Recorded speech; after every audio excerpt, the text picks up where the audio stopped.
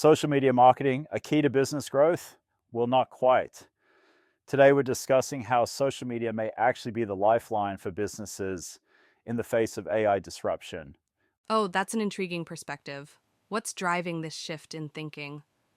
Well, it all comes down to Gary Vaynerchuk's recent keynote on social media marketing strategy for 2025. He's making some pretty bold claims about the future of digital marketing and business growth. Hmm, I'm curious to hear more. What are the key takeaways from his talk? The biggest bombshell is Gary's prediction that Google search will be fundamentally dead within the next 7 years due to the rise of AI. He's essentially saying that businesses relying heavily on Google for leads are like those who relied on the yellow pages 20 years ago. It's a wake-up call for businesses to shift their focus to social media marketing. Wow, that's a pretty stark comparison. But why social media specifically? Aren't there other digital marketing channels? Gary argues that organic social media is currently the most effective way to grow a business. But surprisingly, few companies are doing it well. He's practically begging businesses to create and post original video and photo content daily across 5 to 7 major social platforms. The key shift he highlights is that social platforms have moved from a follower-based model to an interest-based model. Oh, that's interesting. So, what does that mean for businesses in practical terms? It means your content can now reach relevant audiences even without a large follower base. This levels the playing field for smaller businesses or those just starting out on social media. Gary emphasizes creating valuable educational content related to your industry. For example, plumbers could make videos showing common mistakes or quick fixes people can do themselves. That makes sense. It's about providing value and building trust with your audience, right? But doesn't this require a lot of time and effort? You're right, it does. Gary was pretty clear that this requires a significant time investment. He urged businesses to spend as much time as humanly possible on social media marketing. But here's the kicker. He also pointed out that the financial investment for local advertising on platforms like Facebook can be surprisingly low. Really? Can you elaborate on that? Sure. Gary gave an example of advertising to a 10-mile radius on Facebook.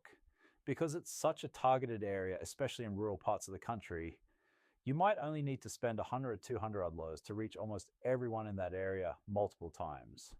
He contrasted this with traditional methods like direct mail, which often cost more and yield less impressive results.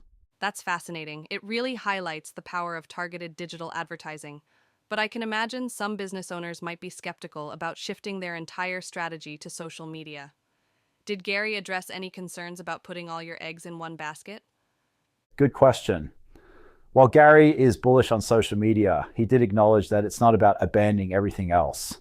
It's about recognizing where consumer attention is shifting and being prepared for future changes. He sees social media marketing as moving from a nice to have to a necessity for businesses to stay competitive in the coming years. That makes sense. It's about adapting to changing consumer behaviors rather than clinging to what worked in the past. Did he give any advice for businesses just starting out with this approach? Yes, he did. Gary suggested starting by spending 10 to 15 hours researching and learning about social media marketing. He even recommended his own book, Day Trading Attention, but emphasized that he doesn't care if people buy it or pirate it. He just wants them to understand the concepts. Well, that's an interesting approach. It shows he's more interested in spreading knowledge than making book sales. But what about businesses that feel they're not creative enough for constant content creation? Gary addressed that too. He emphasized that you don't need to be exceptionally creative. He suggested starting by searching YouTube and Instagram for content in your industry to get ideas. He also pointed out that your personal interests like golf or fishing can be a great source of content that can indirectly grow your business. That's a relief to hear. It makes the whole process seem more approachable. But what about businesses that are resistant to change? Gary was pretty blunt about that. He pointed out that unless you're planning to retire in the next 5 years, you can't afford to ignore these changes. He used the example of bookstores being disrupted by Amazon and taxi services being disrupted by Uber. as cautionary tales for industries that didn't adapt quickly enough. Those are powerful examples. It really drives home the potential consequences of not evolving with technology and consumer behavior. Did Gary give any final words of advice or encouragement? Yes, he ended with a call to action. He urged businesses to take the energy from his talk and convert it into action immediately.